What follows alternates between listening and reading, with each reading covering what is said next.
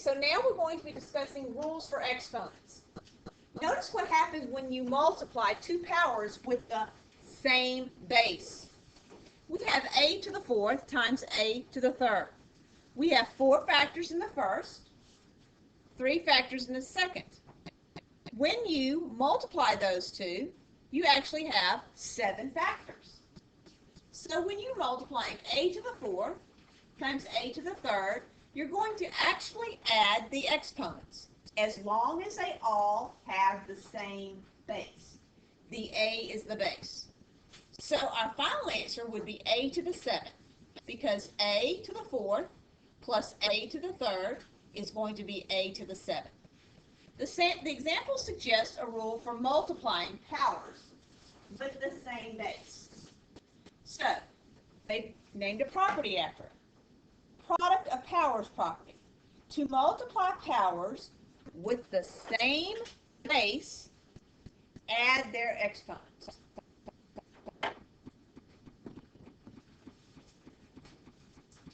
So an example, product of powers property. To multiply powers with the same base, add their exponents. So in my first example, for algebra example, if I have a to the m times a to the n, that's going to equal a to the m plus n. In an example using numbers, if I have 4 to the 3rd times 4 to the 2nd, that's going to equal 4 to the 3 plus 2, and that's going to equal 4 to the 5th power. In our first example, using the product of powers property, oh my goodness,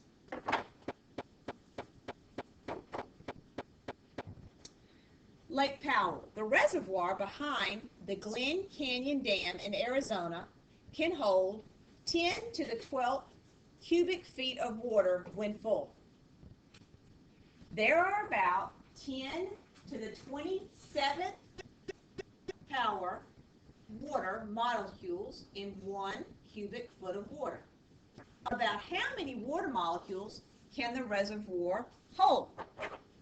So we know that when it's full, it holds that much in cubic feet. And in each one of those cubic feet,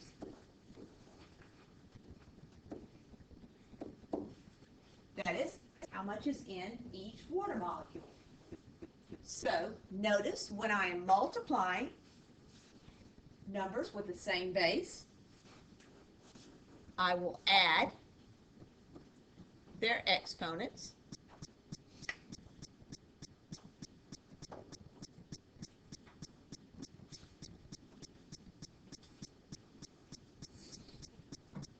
So this is also known as scientific notation when you have 10 to the 39th power.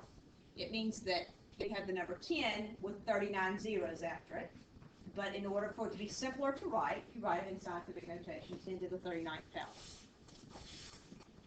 Okay, so let's do number 1, 2, 3, and 4. I'm going to pause the video and come back and check our answers.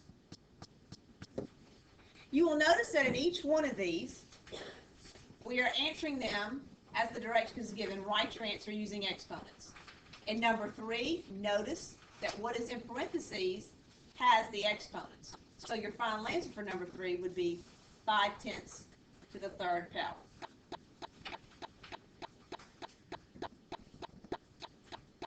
Okay, in example 2, to A to B. Okay, on A, we're going to add our exponents since we're multiplying with the same base. In B, we're first going to multiply our coefficients, which would be 3 times 5 is 15. Then we have the same base with the coefficients. So our final answer would be 15x to the 6th power. Now, in the quotient of powers property, there is a related rule you can use for dividing powers with the same base. The following examples suggest that rule. If you start off a to the fifth over a to the second, or another way of saying it is a to the fifth divided by a to the second, you have 5 a's in your numerator, 2 a's in your denominator. If you were to write that out in factor form, the 2 a's in the numerator would cancel out with the 2 a's in the denominator. And all you would have left would be 3 a's in the numerator. So notice that it's going to be a to the fifth minus 2, or a to the third power. So when you have exponents and they are quotients and you're dividing to find the quotient of it, you actually subtract their exponents. So when you're multiplying with exponents with the same base, you add. When you're dividing exponents with the same base, you subtract. To divide, now I'm going to read the properties. Quotient of powers property.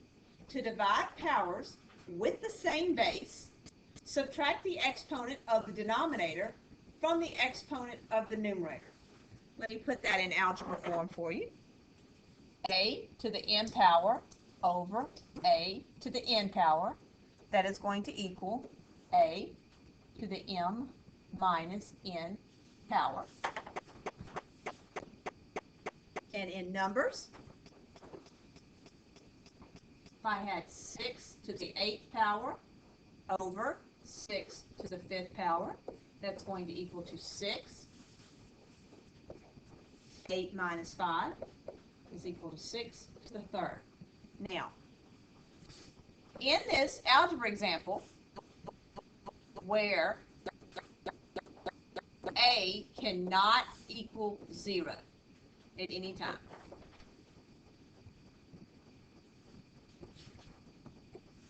so in our example 3a,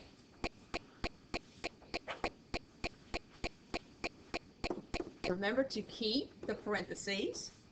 They have the same base, so 6 minus 2 is 4.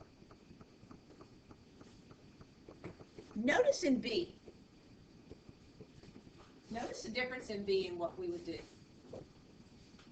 We're actually trying to simplify B. So we're going to simplify 4 over 10 first. 4 over 10, we will simplify that with a common factor of what? So, 4/10 can be simplified as to 2 over 5 because they each have a common factor of 2. Now we're going to take our rules for exponents.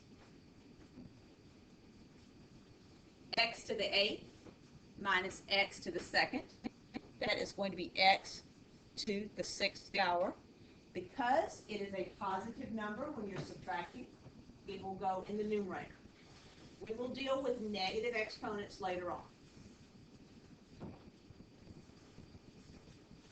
Okay, I'm going to let you work on these problems, come back and check your answer. Okay, notice in each one, when we're multiplying, we add the exponents. When they have a coefficient, we multiply the coefficients, then add the exponents. Notice in number 9, our answer needs to have the parentheses in it also.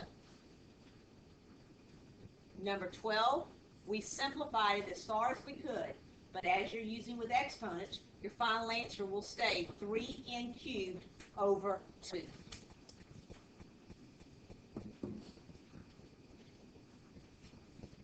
And that is the end of our lesson. As we'll be moving on to another lesson, we'll be discussing negative exponents, but right now we're going to deal with multiplying and dividing with exponents and the rules with them.